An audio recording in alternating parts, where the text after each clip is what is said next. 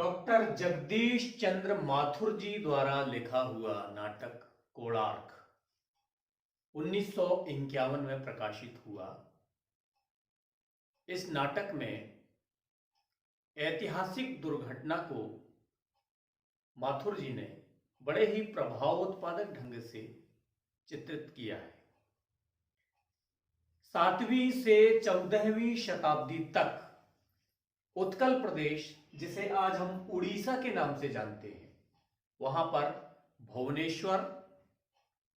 कोणार्क और जगन्नाथपुरी में एक से बढ़कर एक भव्य, कलापूर्ण और विशाल मंदिरों का निर्माण हुआ। ऐतिहासिक साक्ष्यों के आधार पर नाटक में वर्णित कोणार्क का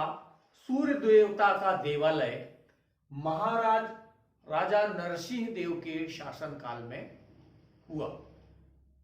राजा नरसिंह देव का शासनकाल 1238 ईस्वी से 1264 ईस्वी तक माना जाता है। राजा नरसिंह देव न केवल महाप्रतापी थे, गंगवंशी थे, बल्कि कला प्रेमी भी थे, कला के पुजारी थे, और इसीलिए उन्होंने महाशिल्पी विशु को एक अनुपम, अप्रतिम, दिव्य और भव्य अनुपम मंदिर बनाने का आदेश दिया। महाशिल्पी विशु लगभग 1200 शिल्पियों, 1200 श्रमिकों, मजदूरों, गुर्तकों के साथ अनवरत अथक परिश्रम के साथ जिस भव्य मंदिर को निर्माण रूप दे रहा था, धीरे धीरे संपूर्ण प्रांजलता के साथ वह मंदिर अंतिम आकार ले रहा था। इसी बीच राजा नरसिंह देव को यवनों को पराजित करने के उद्देश्य से अपने राज्य से बंग प्रदेश की ओर जाना पड़ा, और जब महाराज नरसिंह देव उत्कल प्रदेश से बंग प्रदेश की ओर अपनी सेना और सेनापति को लेकर प्रस्थान कर गए, तो वे अपने उत्कल राज्य का गुरुतर भार अपने विश्वास पात्र महामात्य चालुक्य को सौंप गए। महाराज के जाने के बाद भी विशु उसी तत्परता, उसी समर्पण, उसी लगन से अपने 1200 सहयोगी शिल्पियों, कोर्तकों और श्रमिकों के साथ दिन रात परिश्रम करके कोणार्क के भव्य सूर्य मंदिर को आकार दे रहा था। लेकिन उसके लिए चिंता की एक बात थी कि चुंबकों के आकर्षण से जो शून्य में, अधर में लटकती हुई निराधार त्रिपटधर सूर्यदेव की मूर्ति स्थापित की जानी थी, बार बार शिल्पियों के सहयोग से विमान में शिलाएं रखते, लेकिन बार बार वो नीचे आ पड़ती थी। और इस बात को लेकर विशु बहुत उद्विग्न हो चला था, और उसे लग रहा था कि सूर्य देवता की निराधार प्रतिमा को स्थापित करने की उसकी महती कल्पना शायद उसकी बुद्धि से परे हो चली है। और वह असहाय स्थिति का वर्णन नाट्य आचार्य सोमश्री दत्त से करता है। इसके अलावा वहां पर विशाल आकार की प्रस्तर सूर्य के रथ की मूर्ति निर्मित हो चुकी थी, और प्राचीरों पर भव्य और कलात्मक मूर्तियां उकेरी जा चुकी थी। एक से बढ़कर एक अप्रतिम सौंदर्य से युक्त मूर्तियां विशु के निर्देशन में बनाई जा चुकी थीं, और मूर्तियां इतनी सजीव थीं कि स्वयं नाट्याचार्य सोमश्री दत्त अपनी ही मूर्ति को देखकर चौंक पड़ते। इसी बीच राजीव नाम का कोर्तक एक संदेश लेकर आता है विशु के पास, और कहता है कि एक युवा कलाकार जिसका नाम धर्मपद है, जिसकी उम्र लगभग 16 वर्ष है, वह विद्रोही कलाकार है और आपसे भेंट करना चाहता है। विशु कोर्तक राजीव से कहते हैं कि हमें कलाकार की वाणी नहीं, बल्कि उसकी कला चाहिए, आप उसे लेवा लाओ। जब राजीव धर्मपद को लेकर आता है, तो राजीव सोमश्री दत्त की उपस्थिति में विशु को यह सूचित करता है कि जब से चालुक्य महादंड पाशिक बना है, तब से निर्धनों पर और मजदूरों पर अत्याचार बहुत ज्यादा बढ़ गए हैं, और चालुक्य ने राजकोष द्वारा दी जाने वाली सहायता राशि में भी कटौती कर दी है। लेकिन विशु राजीव से कहता है कि हमें सिर्फ अपनी कला पर ध्यान आकृष्ट करना चाहिए, हमें राजनीति के उधेड़ बुन में नहीं पड़ना चाहिए। जब धर्मपद और विशु का परिचय होता है तो धर्मपद विशु से तर्क वितर्क करता है, वाद विवाद करता है और कहता है कि कलाकार को व्यक्ति, समाज और देश के यथार्थ का चित्रांकन करना चाहिए। विशु से धर्मपद यह भी वितर्क करता है कि आपने जो श्रृंगार की, भोग विलास की और जो रसिक जोड़ों की जो मूर्तियां बनाई हैं, इनका कोई औचित्य नहीं है। मैं तो चाहता हूं कि आप पसीने में नहाए हुए किसान की और धारा के विरुद्ध नौका खेते हुए मल्लाह की और कुल्हाड़ी लेकर वन वन खटते हुए लकड़हारे की मूर्ति को चित्रित करें। इस प्रकार उनमें वार्तालाप चल रहा होता है और धर्मपद के सामने जब यह समस्या रखी जाती है तो धर्मपद कहता है कि मैं अल्प अवधि में ही इस त्रिपटधर को स्थापित कर सकता हूं,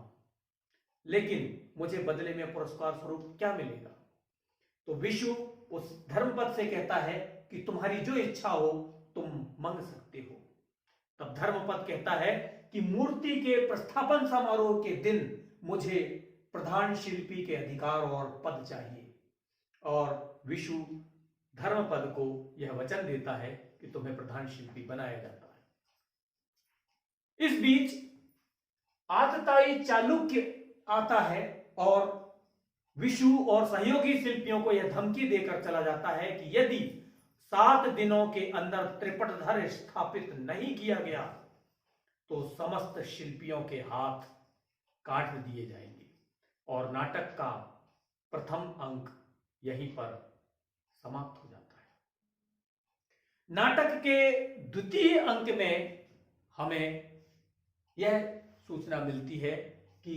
महाराज नरसिंह देव बंग प्रदेश में यवनों को पराजित करने के पश्चात अपनी सेना और सेनापति को पीछे आते रहना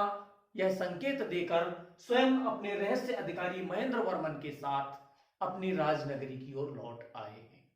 और राजनगरी से अपने रहस्य अधिकारी महेंद्र वर्मन और चालुक्य को साथ लेकर कोणार्क की ओर प्रस्थान कर गए हैं। महाराज के मन में कोणार्क के मंदिर को देखने की, वहां की भव्य मूर्तियों को निहारने की इतनी उत्कंठा, इतनी जिज्ञासा थी कि वो अब और प्रतीक्षा नहीं कर सकते थे और वो कोणार्क की ओर चल पड़ते हैं। और रास्ते में चालुक्य अपने रथ की पहिए की धुरी टूट जाने का बहाना बनाकर वहां रुक जाता है, लेकिन महाराज को कोणार्क मंदिर देखने की इतनी उत्कंठा थी कि वे चालुक्य को पीछे छोड़कर अपने रहस्य अधिकारी महेंद्र वर्मन के साथ कोणार्क मंदिर पहुंचते हैं। और कोणार्क मंदिर में जो ही राजा नरसिंह देव पहुंचते हैं वहां पर हजारों कंठों से उनका जय जयकार होता है, उनकी जयगान होती है और हजारों शिल्पियों, हजारों मजदूर राजा नरसिंह देव का स्वागत करते हैं। राजा नरसिंह देव जब कोणार्क मंदिर में पहुंचते हैं और वहां के भव्य कलापूर्ण मंदिर को देखते हैं तो बेहद प्रसन्न होते हैं और प्रसन्न होकर पुरस्कार स्वरूप वे महाशिल्पी विशु को रत्नमाला भेंट करना चाहते हैं, लेकिन विशु रत्नमाला लेने से मना कर देता है और कहता है कि इस रत्नमाला का सच्चा उत्तराधिकारी धर्मपद है, जिसके सहयोग से यह त्रिपटधर स्थापित हो सका। और जब सारी वस्तु स्थिति से नरसिंह देव परिचित होते हैं तो वे अपना रत्नहार रहस्य अधिकारी महेंद्र वर्मन के हाथ से लेकर वह रत्नमाला धर्मपद को पुरस्कार स्वरूप भेंट करते हैं। धर्मपद निर्भीकता के साथ राजा नरसिंह देव के साथ वार्तालाप करता है और उन्हें अवगत कराता है कि जब से चालुक्य महादंड पाशिक बना है, उसकी दंड पाशिक सेना आतताई होते जा रही है, तो नरसिंह देव उसकी बात से असहमति व्यक्त करते हैं और कहते हैं कि धर्मपद, तुम एक शिल्पी हो और तुम्हें मेरे विश्वास पात्र महामात्र पर लांछन लगाने का अधिकार नहीं है। मैं उसे समझा दूंगा और जब धर्मपद अपनी बात जारी रखता है निर्भीकता के साथ, वो यह बात प्रमाणित कर देता है कि जब से चालुक्य महादंड पाशिक बना है और आपकी अनुपस्थिति में, जब आप बंग प्रदेश चले गए थे, तो आपकी अनुपस्थिति में उसने निर्धनों पर, शिल्पियों पर बहुत अधिक अत्याचार किया है। क्या आप में से कोई यह बात स्वीकारेगा कि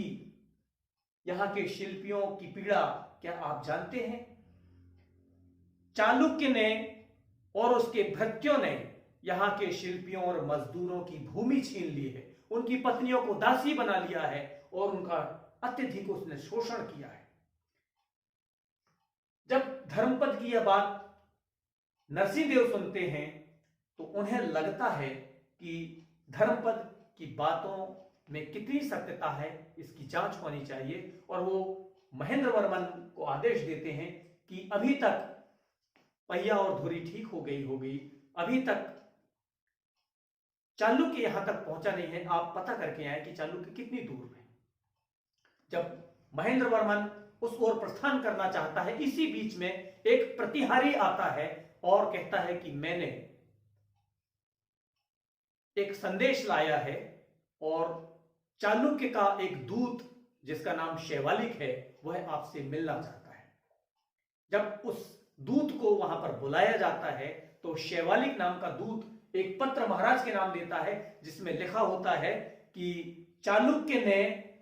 महाराज नरसिंहदेव को पत्र के माध्यम से यह संदेश पहुंचाया है कि आप आत्मसमर्पण कर दें, आपको बंदी बनाया जाएगा।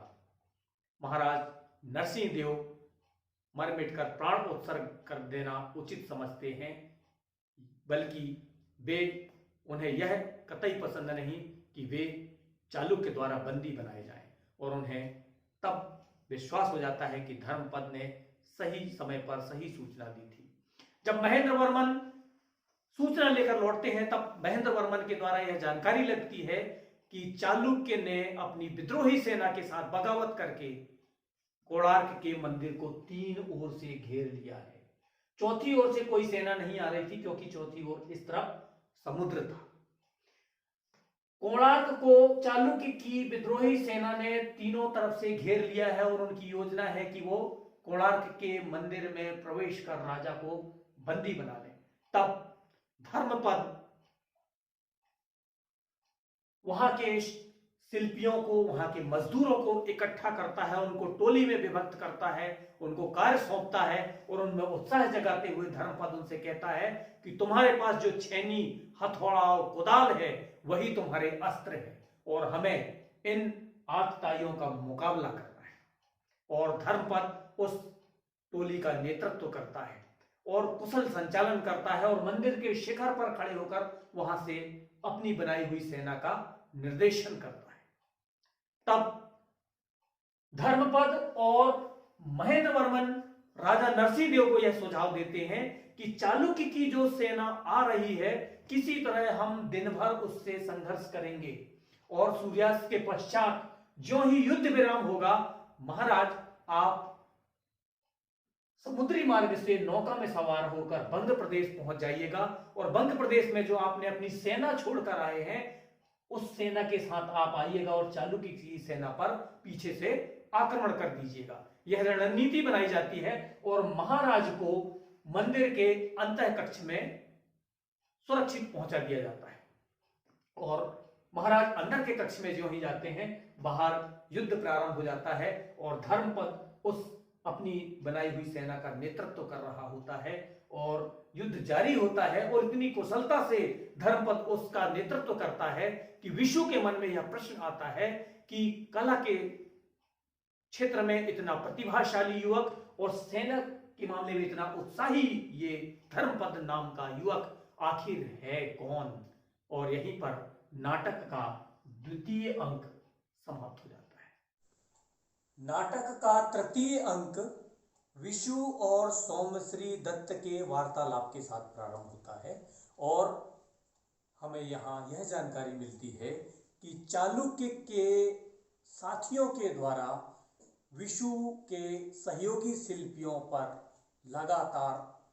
प्रहार किया जा रहा है। बहुत सारे शिल्पी मूर्छित हो गए हैं, घायल हो गए हैं और शत्रुओं से लड़ते लड़ते धर्मपद भी घायल हो जाता है और मूर्छित होकर गिर पड़ता है। और धर्मपद जो ही मूर्छित होकर नीचे गिरता है तो धर्मपद के गले में पहना हुआ हार भी टूटकर बिखर जाता है। धर्मपद के गले से अलग हुए हार को दिखाते हुए विशु नाट्याचार्य सोमश्री दत्त से कहता है कि यह वही हार है जिस हार को मैंने वन कन्या सारिका को यह हार भेंट किया था। इसमें बनाई हुई चित्र आकृति, इसमें बनाई हुई मूर्तियां मेरे हाथों की है और वस्तुतः जिस वन कन्या सारिका को मैंने गर्भावस्था में निराश्रित छोड़ आया था, हो ना हो यह धर्मपद उसी का पुत्र है, अर्थात धर्मपद मेरा पुत्र है। ये दोनों वार्तालाप कर रहे होते हैं। इस बीच मूर्छा दूर होने के पश्चात धर्मपद की जैसी मूर्छा भंग होती है, जब वही उसे होश आता है, वह अपने हार को खोजता हुआ उस ओर आता है और जो ही उनके पास आता है तो सोमश्री दत्त धर्मपद को यह शुभ संदेश देते हैं कि धर्मपद तुम विशु के पुत्र हो। और विशु धर्मपद से कहता है कि हाँ, वस्तुतः विशु तो मेरा छद्म नाम है, मैं ही वह अभागा श्रीधर हूं और जिसने तुम्हारी माता को निराश्रित वन में छोड़ दिया था। धर्मपद उससे प्रश्न करता है कि क्या इन 16-17 वर्षों में कभी आपको मेरी मां की याद आई? विशु धर्मपद से कहता है कि ऐसा कोई दिन नहीं जब मैंने सारिका को स्मरण न किया हो। सारिका की तेजस्विनी मूर्ति ही मेरी कला की प्रेरणा है और उसी की प्रेरणा से मैं अभी तक जीवित हूं, उसी की प्रेरणा से मैंने इन कलात्मक मूर्तियों का निर्माण किया है। इसी बीच चालुक्य की सेना का आक्रमण जारी रहता है और यह एक प्रतिहारी के द्वारा यह सूचना मिलती है कि चालुक्य की सेना ने मंदिर की एक प्राचीर को और प्राचीर की मूर्तियों को तोड़ डाला है और प्राचीर को तोड़ने के पश्चात वो इसी ओर बढ़े चले आ रहे हैं। तब तक महाराज को अंतः कक्ष में सुरक्षित भेज दिया गया था और जो ही चालुक्य की सेना के आने का समाचार मिलता है तो धर्मपद आगे लड़ने के लिए और उद्यत होता है, लेकिन लगभग 17 वर्षों के पश्चात पाए हुए अपने पुत्र के प्रति विशु का ममत्व, उसका स्नेह, उसकी वत्सलता इतनी जागृत होती है कि वह नहीं चाहता कि उसका पुत्र धर्मपद इस युद्ध में अपने प्राण उत्सर्ग कर दे। वह सोमश्री दत्त से आग्रह करता है कि वे पूरी चेष्टा करें कि ताकि धर्मपद के प्राण बचाए जा सके। वह धर्मपद से यह भी आग्रह करता है कि आप घायल हैं, आप युद्ध की ओर उन्मुख ना हो, लेकिन धर्मपद कहता है कि तुम्हारे वात्सल्य, तुम्हारे स्नेह और तुम्हारे ममत्व से बढ़कर भी मेरा है इस राज्य के प्रति कर्तव्य और इसका निर्वहन जरूरी है। और घायल अवस्था में भी वह शत्रुओं से लड़ने पहुंच जाता है, लेकिन अकेला आखिर कितनी देर तक लड़ता और शत्रु सैनिक ने कुछ देर पश्चात धर्मपद के टुकड़े टुकड़े कर दिए। और जो ही विशु अपने पुत्र धर्मपद, जिसको उनने लगभग 17 वर्ष के पश्चात पाया है, जो ही उसको मृत अवस्था में देखता है तो वह विक्षिप्त सा हो जाता है और मंदिर के गर्भगृह में प्रवेश करता है और मंदिर के मुख्य द्वार के कपाट अंदर से बंद कर लेता है और हथौड़ा ले वह उस ऊंचाई पे पहुंच जाता है, वहां चढ़ जाता है जहां पर उसने त्रिपटधर के ऊपर, जहां पर उसने चुंबक स्थापित किए थे, और वहां पर चोट करने लगता है। मंदिर के गर्भगृह में चालुक्य अपनी सेना के साथ पहुंच जाता है और महेंद्र वर्मन और सोमश्री दत्त के माध्यम से उस मुख्य द्वार के कपाट को खुलवाने की चेष्टा करता है, लेकिन विशु द्वार नहीं खोलता। तब चालुक्य अपनी सेना के साथ उस द्वार को तोड़कर जो ही गर्भगृह में प्रविष्ट होता है तो देखता है कि ऊपर विशु अपने हथौड़े से चुंबक पर प्रहार किए जा रहा है और उसको तोड़ने के लिए उद्यत है। और त्रिपटधर में जो निराधार शून्य में सूर्य प्रतिमा स्थापित थी वह निरंतर हिल रही है और उस निरंतर हिलती हुई प्रतिमा को देखकर चालुक्य और उसके साथी भयभीत हो जाते हैं, कांपने लगते हैं। और इसी बीच विशु द्वारा किए गए हथौड़े से अंतिम प्रहार से वह त्रिपटधर गिर जाता है और उसके नीचे चालुकर उसके साथी दबकर उनकी लीला वहीं समाप्त हो जाती है। और इसी बीच विष्णु जिस प्राचीर पर चढ़ा था वह प्राचीर भी गिर जाती है और विष्णु भी गिरकर वहीं दफन हो जाता है और नाटक की कथा वस्तु भी यहीं समाप्त हो जाती है। आज भी कोणार्क के वे भग्न अवशेष, वे खंडहर, राजा नरसिंह देव की कला प्रियता, विष्णु की कला के प्रति चरम उत्कृष्टता और आतताइयों की कथा को बयां करती है। कोणार्क नाटक की कथा वस्तु यहीं पर समाप्त हो जाती है। शुक्रिया।